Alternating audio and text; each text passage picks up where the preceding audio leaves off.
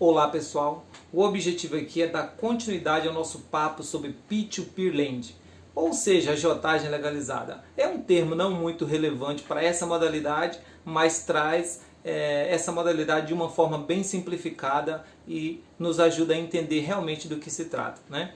Agiotagem legalizada, empréstimo coletivo, Peer-to-Peer Lending são termos aí que ajudam a gente a entender melhor. Continuando, atualmente a gente passa por uma volatilidade, ou seja, um sobe e desce da bolsa muito frenético, motivado pelo coronavírus, por alguns contextos internos também faz com que isso aconteça. E você ter diversificação na sua carteira ajuda a se manter mais tranquilo nesses momentos. O Peer-to-Peer Lending ele tem uma característica bem diferenciada, porque você empresta, né, tanto para empresa quanto para pessoas e recebe mensalmente, né, parte do investimento e os rendimentos também. Tendo em vista que a renda fixa não tem trazido retornos interessantes, principalmente se você for deduzir a inflação dos retornos da renda fixa. Realmente ela começa a se aproximar de zero e se torna cada vez mais desinteressantes. Os investimentos que eu faço em Peer-to-Peer, eles são na Mutual e na Nexus, em pessoas jurídicas e em pessoas físicas, ou seja, em empresas e em pessoas físicas também.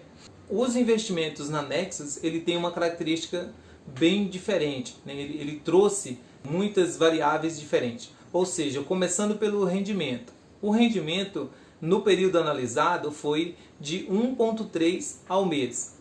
Já na Mutual foi de 2,3, 2,4. Então é um investimento bem melhor, bem mais atraente.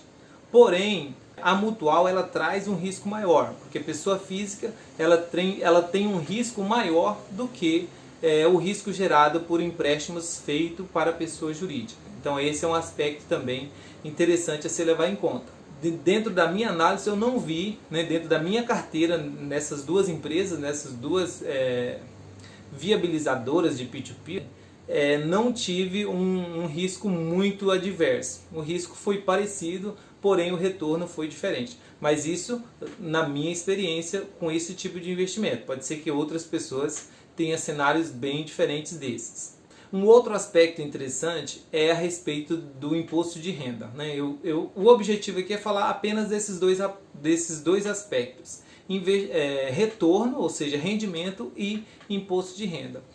Com respeito ao imposto de renda, a gente tem também uma diferença bem nítida, porque os impostos de renda, quando você declara o seu imposto de renda, você não tem um imposto de renda restituível com respeito aos rendimentos que você obtém na Nexus.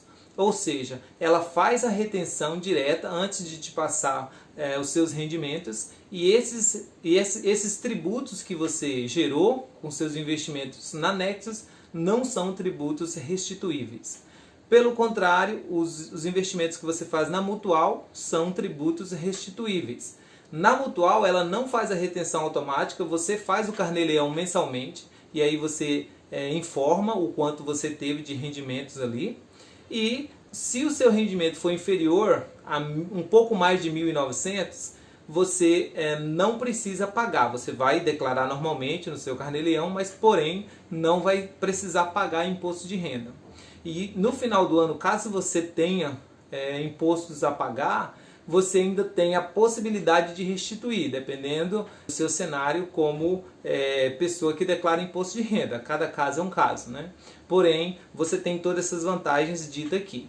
Então, essas são as diferenças nítidas entre os dois. Então, isso fez com que eu concentrasse mais os investimentos na Mutual ao invés da Nexus, também por essa variável. Porque na minha situação é interessante, é favorável esse tipo de decisão. O objetivo aqui foi falar bem breve a respeito desse assunto, trazer dois pontos principais para não ficar um vídeo muito longo.